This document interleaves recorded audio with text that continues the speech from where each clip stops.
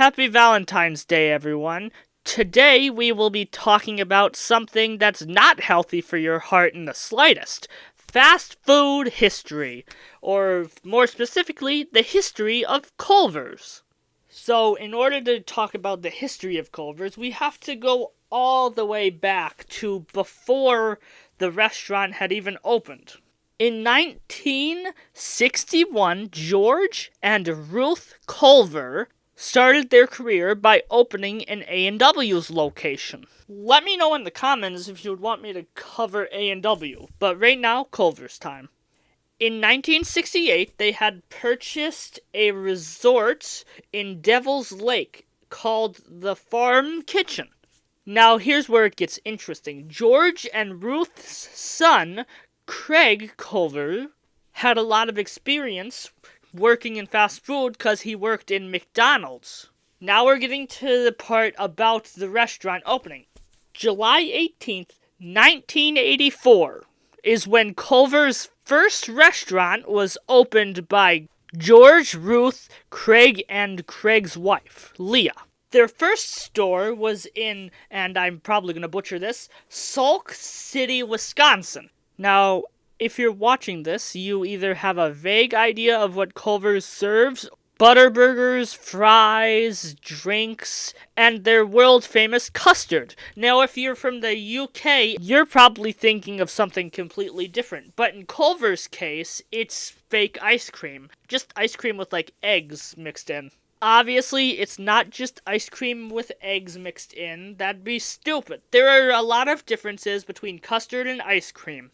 Now we're going to skip forward to the 1990s, where after 14 restaurants were open in the Midwest, the CEO at the time, still Craig Culvers, decided to broaden his horizon and open a couple locations in Texas. And after those locations went so well, they opened more stores in Colorado, Wyoming, Kentucky, Iowa, Minnesota, Michigan, Florida.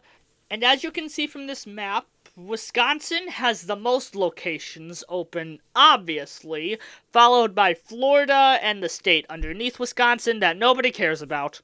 And throughout that, Culver's kept expanding their locations to all across the U.S., except California and, most of the 13 colonies and Washington and Oregon, but, it's probably fine. In mid-2015, Craig Culvers stepped down as CEO, and Phil Kiesler, I probably butchered that name so bad, was the second CEO. But not for long, as he died in 2016. So January 1st, 2017, Joe Kosh was the third CEO of Culver's, lasting 3 years until 2020 when he retired.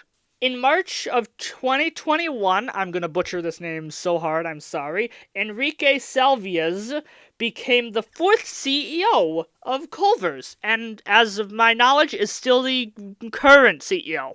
Obviously, the Culver's family did not fully step down. They are still major key components, considering the restaurant's named after them. And you can find Craig as a chairman and in most of the commercials for Culver's. Oh, and I should mention, Culver's has a mascot named Scoopy. I'll put up a picture, but he's a sentient ice cream cone. And he's gone through a little bit of an evolution, so maybe I'll make a short or something on his evolution.